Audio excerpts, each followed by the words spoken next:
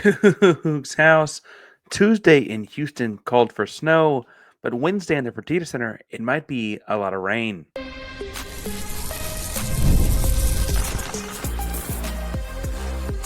You are Locked On Coogs, your daily podcast on the Houston Cougars, part of the Locked On Podcast Network, your team every day. Welcome to Locked On Cougars, daily podcast about your Houston Cougars. I'm your host, Houston-born teacher and coach Parker Ainsworth. Whether you're a Houston fan or just a hater who came to stop by, thank you for making Locked On Cougs your first listen of the day. If you want to join the conversation, but you don't know what to say, tell us in the comments down below what you like to do in the snow. Today's show is brought to you by a couple of people I got to get into later.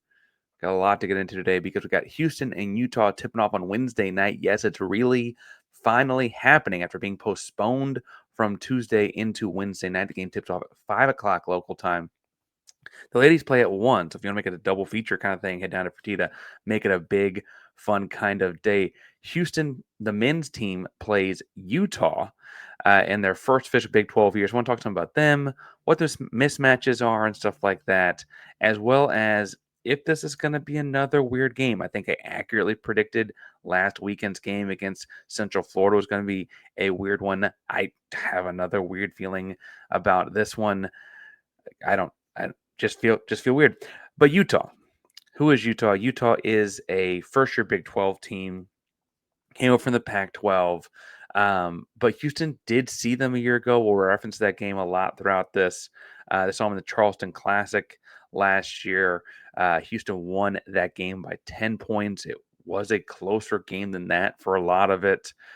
Only 3 guys off of last year's Utah team are back. One of their best 2 players, in my opinion, from last year is in the NBA now. I do think they got some talent in as well, but we'll talk about that when we get to the matchup, stuff like that.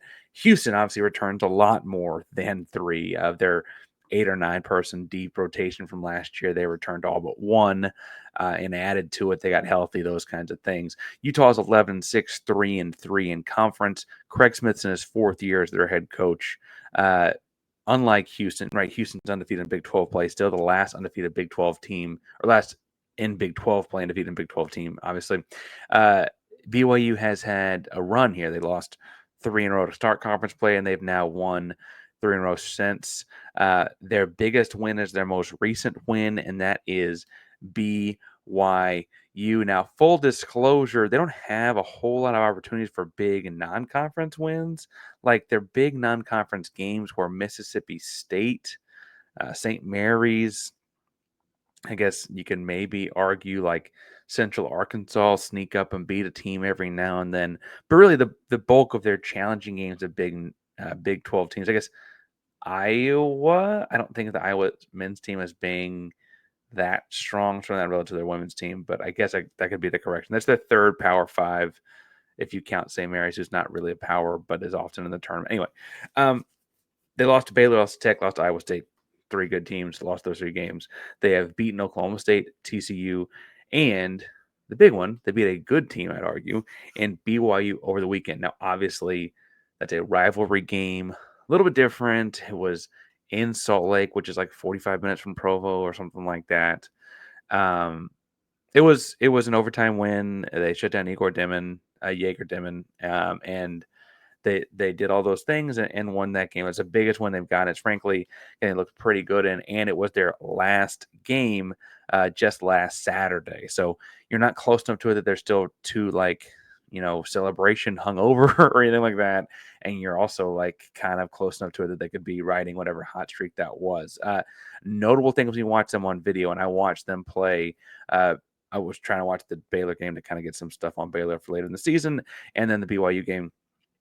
The Utes are huge. Like I think their shortest starter is going to be 6'6". They get a lot of points off the bench. They get it's like nearly 30 points off the bench because they're huge.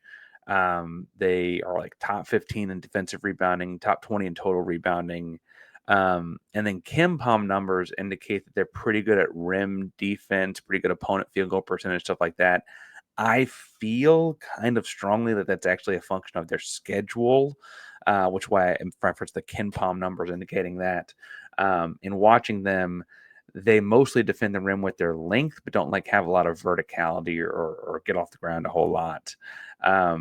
They rotate well, but I wouldn't argue they're like getting up and blocking a ton of shots because they're athletic. It's more like they just have a bunch of guys that are super tall, and that's, I guess, the way that goes. They do, to their credit, Utah pass the ball really well, and that's something Houston's going to have to continue to look at and watch out for. Utah is second in the NCAA in assists per game. They're top 15 in assist to turnover ratio, and they're first in all of college basketball in assists per field goals made, meaning of the made field goals they get, almost all of them are coming, or a large portion of them are coming off of assists. Houston needs to watch out for that, and we'll talk about that in the weird part of this game potentially as well. Houston loves to apply ball pressure, loves to double, monsters, traps, blitzing ball screens, etc. Utah, between the height and the ability to pass the basketball, will see over a lot of that and also execute good, smart passes out of that. And that, I think, to me, is a worrisome thing for Houston because that's using their own aggression against them. They get a good pass. Now it's 4-on-3, right? And they're a good passing team out of that, too. Further, they love the three, much like their brothers on the road in Provo at BYU. They love the three-point shot. They shoot 44.4% of their makes are from behind the three-point line. They shoot about 35% from there, which is better than average in college basketball. I think it's in the top half of the country, which better than average by a small margin.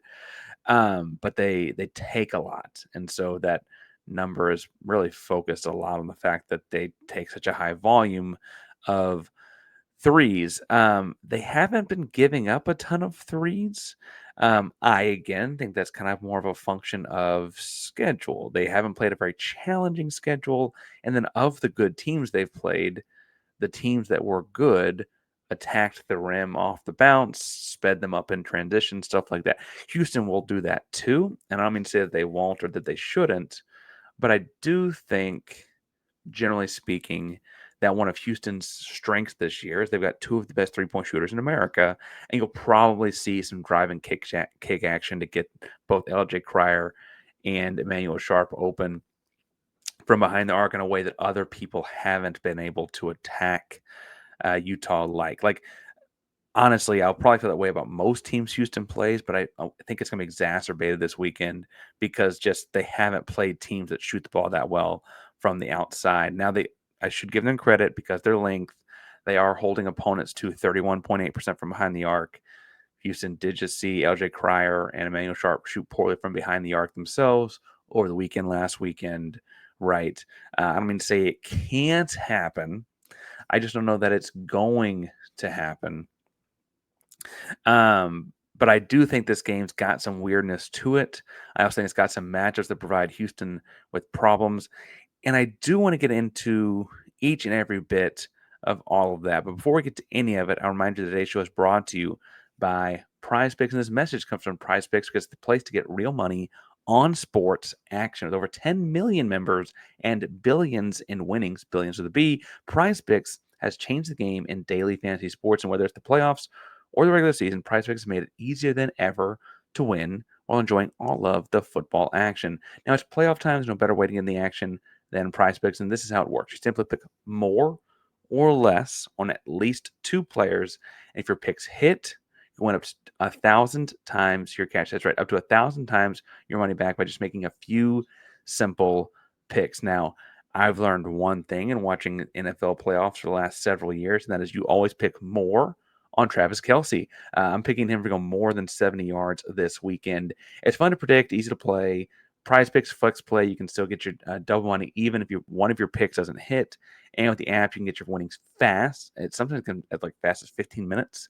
Ready to run your game the rest of the football season into basketball season. Download the app today and use code LOCKEDONCollege for $50 instantly after you play your first $5 line. That's right, $50 just for playing. Don't wait. Take your game to the next level with Prize Picks. Prize Picks, run your game.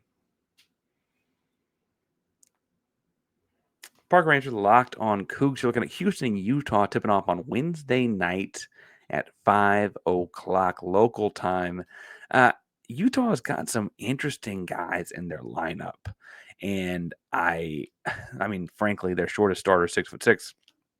And Houston, their tallest player is like 6'8", right? Like this is an interesting matchup for Houston in a lot of ways. And I'm going to go down, I guess, how I think Houston matches up with them one by one in the starters and kind of where I think they get an advantage and disadvantage. The first of which is Houston will probably put Miles Uzan on Gabe Madsen. Now, Uzan's 6'4", long arms, and is a improving dramatically, like exponentially improving defender and very comfortable in the offense right now for Houston. Madsen, you'll remember, is 6'6". He had 29 points when these two teams met a year ago. Shoots a lot of threes, like a lot of threes, and also takes like 30% of their shots.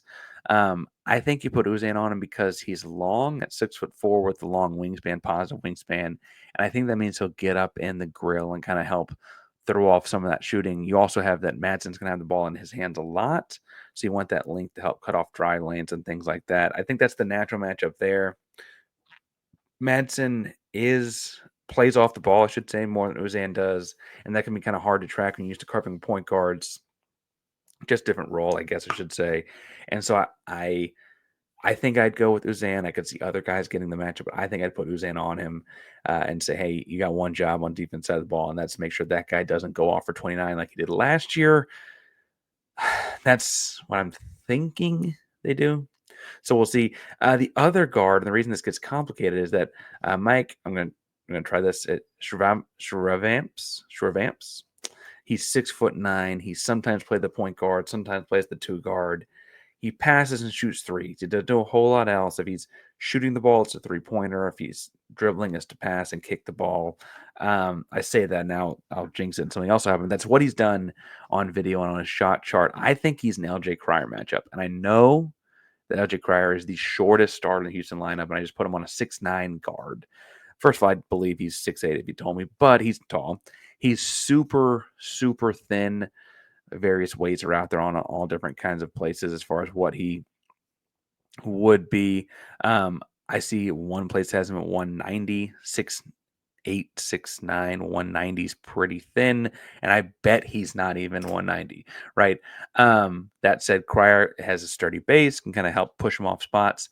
Also, though, I think that the length is most useful when Shravamps drives. And I think Cryer will be fine because he's driving to pass mostly, right? And while he won't get up in the passing lanes in the same kind of way, I do think that there'll be something there. The guy I'm most impressed with, I think Houston needs to be focused the most on shutting down. Admittedly, it might just be because the game I watched, but it's Ezra Usar.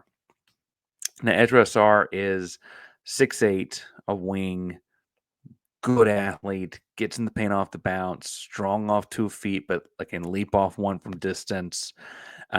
Puts pressure on the rim offensively in like the most challenging kind of ways because if you're out of position at all, you kind of have to foul him to have a shot.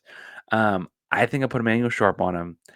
I think I put Emmanuel Sharp on him for a couple reasons. One, Sharp has good wingspan, good length, and good quickness. Strong between his chest and shoulders, can kind of get in his way and bump him as he's attacking. I also think, for what it's worth, that Sharp is a very, I'll say, cheeky or challenging player to play against, right? And I said because I think it's a positive thing, but he won't be fooled by the fact that Asar won't shoot from behind the arc very well. Again, I'm jinxing it. He'll probably go off against behind the arc, but generally speaking, that's not his game. And I think that Emmanuel is smart enough to not get pulled into the tricks. And if anything, he might lure Asar into some of those ill-advised three-point attempts that Houston wants him to be shooting. He's kind of the only guy in the starting lineup and the only guy in the perimeter for him for sure that'd be like, we want that guy shooting threes. And I kind of weirdly put my trust on that to Emmanuel. Now, as far as perimeter guys go, I could see Emmanuel and Uzan flipping spots as well for a number of different reasons. They both have length, and you get Emmanuel out there chasing a guy around 3-point line. Milos, can bang down low and that kind of stuff as Asar drives. That's kind of the only flip on the perimeter I see. The clear-cut matchups I see are more in the post kind of area. Jake Wallen, 6'10 forward for Utah. I think Jawan Roberts covers him for Houston. Jawan's given up a couple inches, but Wallen will play along the perimeter and shoot threes. We've seen Roberts work out there covering perimeter-oriented forwards before. Wallen can be creative with the ball in his hands, get off the bounce a little bit. I think that Roberts is probably the best of the three or four, I guess three that play a lot post and covering that kind of stuff. And then the other part of this is that at the center position, they play a guy named Lawson Lovering. And Lovering is a really, really he doesn't fill a stat sheet, but very good kind of basketball player, involved in a lot of their offense for sure. JoJo Tucker, I think, has to cover him because Levering is 7'1" and has a positive wingspan. You need as much length as you can, and that's why I think the frame that Tugler presents, or Javier Francis, when it's his turn to be in the game, will be covering him. He only scores back to the basket and pretty much only scores going to his right hand. But defensively, it's a pretty good job protecting the rim without getting off the ground. He doesn't commit a whole lot of fouls. I think that he's going to present problems if Houston gets themselves into foul trouble. I think Houston has to have the length on him. And so that's why I think Roberts would be on the other post guy on the perimeter. Now, if you were to get on a lineup where you somehow had Francis and Tugler on the floor at the same time, I could see Tugler covering Jake Wallen out on the perimeter, and you put Francis down by the cup because what you give up in length, you don't want to lose in foot speed out there on the perimeter. It can get you beat a little bit faster. And as you see here, each of these spots, Houston is going to look tiny covering the person they're covering. And basketball has changed a lot in the last 40 years. Jordan is a perimeter guy, and before him, the game was all about size. Magic Johnson was the 6'9" point guard, and Larry Bird was a big shooter. And you had Wilt and Kareem and Hakeem and Elvin and all these big guys. It's not that the game's not about size anymore at all, and that's kind of where Houston gets hurt in this, which has shifted some. But the Utah size in this one will be an advantage, and I can already see the one commenter that always talks about how Houston doesn't have a 7-footer and da da da da da. They could have a 7-footer in this one and be outsized at the other 4 spots. And depending on how long that 7-footer is, they'd still be outsized at that spot. Utah is exceptionally long in their starting lineup, so much so that KenPom, in average height, has them as the 6th tallest team in all of college basketball and has them as the longest wingspan. That's ridiculous, right? Like that's just how big their lineup is. And so to combine all that together, right? That's challenging for anyone. Now, they're not juggernauts. They're 11-6. They're 3-3 in conference. People have beaten them and gotten past it. I think a big advantage for that for Houston for this weekend is going to be the bench play. Keanu Dawes is a Houston kid, Stratford kid, I think, and went to Rice for a year. He comes off the bench for them. He's 6'9". He attacks the rim. Not really a tremendous shooter. I want to double check my percentage here to make sure that I'm right. But yeah, 28%. And he's only shot it 18 times from out there. He's really more of another aggressive attack the rim kind of perimeter forward. And then Mason Madsen's kind of the opposite. He's the shortest guy they really play. He's listed at 6'4". He's Gabe Madsen's brother, and he shoots at a higher percentage but a less efficient clip. Madsen's a better athlete, better other things. Gabe Madsen is than Mason. So Mason comes off the bench and he doesn't shoot as many threes, but can really fill it up as well. The bench, though, goes to Houston if Terrence plays like Terrence. If Terrence is being his normal Terrence Arsenault self and just being a tremendous athlete, getting by guys, getting to his spots, playing good defense, kind of getting 3 or 4 in every stat on the stat sheet, this is a Houston game because I feel confident Javier Francis is going to win his bench minutes as we've seen him get so much better in that role over the course of the season. He's been so great as a bench big that gets his 15 to 20 minutes and really dominates that period of time for Houston while he's in the game. Malik Wilson has come on as of late, but a great bench player for Houston as well. I think that he'll be important as he comes in and plays defense. He makes up for his size with speed, and I think that's going to drive some of these Utah guys crazy because they don't have a whole lot of speed. And if Terrence is being Terrence, I think Houston wins the bench thing by a lot, right? And I know I talk highly of opponents. I think people comment on the videos that I'm doing that all the time for click. Like and this is probably the teacher and coach me. I generally speaking do a lot of respect for do have a lot of respect for opponents going into games. And I kind of I've only really thought that like after a second or third watch of the Houston blowout West Virginia, and if the DeVry kid is back by the next time they play, I might not think about it like that anymore. But this one I feel like I got some respect for because they have this awkward matchup thing across the board, right? Now, I'll talk about what else could make this game a little bit weird and give a prediction in the final segment of the show. But before we get too far, I want to talk to you about our new buddies over at Talkspace because therapy is a game changer. It can help manage stress, improve sleep, communicate more effectively. But finding the right therapist and fitting sessions into a busy schedule can be a challenge, and that's where Talkspace comes in. Talkspace, the leading virtual therapy provider, makes getting help you need easy, accessible, and affordable. With Talkspace, signing up is simple.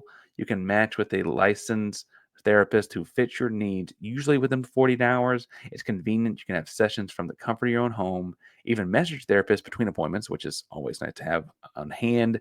Plus, Talkspace is covered by many insurance plans. And for most insured members, there's a $0 copay. It's never been easier to prioritize your mental health. As a listener to this podcast, you get $80 off your first month with Talkspace when you go to Talkspace.com/lockedoncollege and enter promo code SPACE80.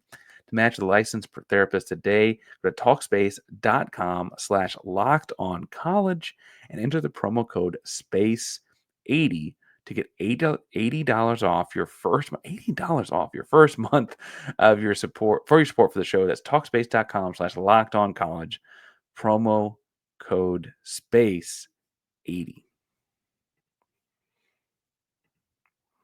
Parker Ainsworth, Locked On Coogs here, talking about Houston and Utah matchup on the hardwood floor in Fertitta on Wednesday night. The game was originally scheduled for Tuesday, then postponed for the weather. And I've got a feeling this is going to be another weird one. Now, I was right after a couple more watches of West Virginia. I was wrong at the start of West Virginia, but I was right by the third game I'd seen that Houston blowed them out. I was right that Houston UCF was going to be a weird one. Houston going to have to get out of there, like sneak out of a rock fight kind of a thing, and they did with a win. Jalen Roberts at the end, tremendous. I got a weird feeling about this one, and I got a few reasons why. And bluntly, as weird as it is to think about it for an indoor sport, one of them is the weather. Now, again, I've coached high school kids for a long time, and I understand that college kids are a little bit older and more mature, but not a lot older or more mature. And I think that it's hard to get around the way that the weather has impacted your prep, your routine. You know, how do you get to or get into the gym? Do you have a normal day for your day before game day routine? Do you have a normal day the day of the routine? It looks like the ice is going to be kind of melting away starting mid morning. The game's at 5, but the girl game is at 1. And so if the ice is only starting to melt mid morning, how safe is it to get to the gym, get into the gym, get your routine going, etc., before stuff starts to kick off or starts to get going and tip off? I think that the snow day has a lot of impact on that. This game has been postponed a day too. So like on Sunday, Monday, you might have been gearing up. It was pretty clear they're going to postpone a little bit, but might have been gearing up for Tuesday night or something, and now it's bumped a day. I also think the snow day is going to impact the game and make it feel weird at a more visible level. Listen, be safe. Don't be dumb. Don't drive in hazardous conditions. We'll see what it's like if you're trying to get to the game. But the stadium's going to feel kind of empty. I'm seeing a lot of people all over social media posting about things about, hey, game got moved. I can't make it anymore. Hey, 5 o'clock tip is too close to when I get off of work. I won't be able to get down there in time for any of the game. Hey, does anyone want these tickets? Does anyone want these tickets? Does anyone want these tickets? And the truth is that it could very well feel like a pretty empty gym. Now, if you can get there safely, I imagine that also means it's a pretty cheap ticket. So go support the Cougs, right? And if you're going to the girls' game beforehand, just stick around, right? Like, make it a double feature. You might have to get a second ticket, but stick around, make a double feature. Tell them Parker said, I don't know. Don't say that. Don't get me in trouble there. But I do think that generally speaking, even with the blackout and the t-shirts and stuff they're trying to do for this game, it's not going to be a traditional Fertitta home game. Houston and Fertitta have been a match made in heaven. They've only lost 6 games in Fertitta Center since it opened. It's a very real home court advantage. I don't know that it's going to be there on Wednesday night. That's just a weird game because of this weather thing again. Right now, weather's not the only thing. I also think Houston could be looking ahead this weekend on Saturday, they play Kansas in Kansas. Ken Palm predicts that to be a 1-point game. That game should be very close. Kansas, while they maybe have taken a step back in terms of talent, or Houston's leapfrogged them in terms of talent, whichever one you want to give credit to. Playing them at Kansas is hard to do. You saw last year, Houston lost at Kansas by 14 and won at home by 30, right? That's a pretty big discrepancy in what home courts can be like. If Houston is at all looking forward, making this even more of a trap game, delaying it one more day did not help that, right? For what it's worth, I also think going to West Virginia, even though it's a team you've already beat, is not going to be an easy task either. Playing at West Virginia is different than playing at Fertitta. So you could see this team starting to look down the road because this game did get bumped, right? And, I don't think we identify Samson teams as doing that all that often, but it's also, it's mid-January and it's kind of a weird situation, right? Also, for its worth, Utah shoots a lot of threes. They could just flat get hot. This is a 1-game sample size. I think Houston wins this game 9 out of 10 times, but it's a 1-game sample, and they're rolling the dice by shooting a lot of threes. That ends up being a lot of points sometimes, even if they're contested because they're super tall, so they shoot over the top of defenses and stuff like that. Last year, Gabe Madsen got hot and kept it to a 10-point game. Admittedly, they don't have the Brandon Carlson guy that's now in the NBA. I think someone said I think he's in the Thunder organization. But they did bring in Asar to come in and kind of attack with a different kind of spot on the floor than Gabe Madsen does. Last year in this game, Utah was able to really hurt Houston with their quick ball movement. I feel like every time Houston doubled, the double either wasn't quick enough or was half step slow in rotation or something, and Utah was able to pass out of it and find a good shot.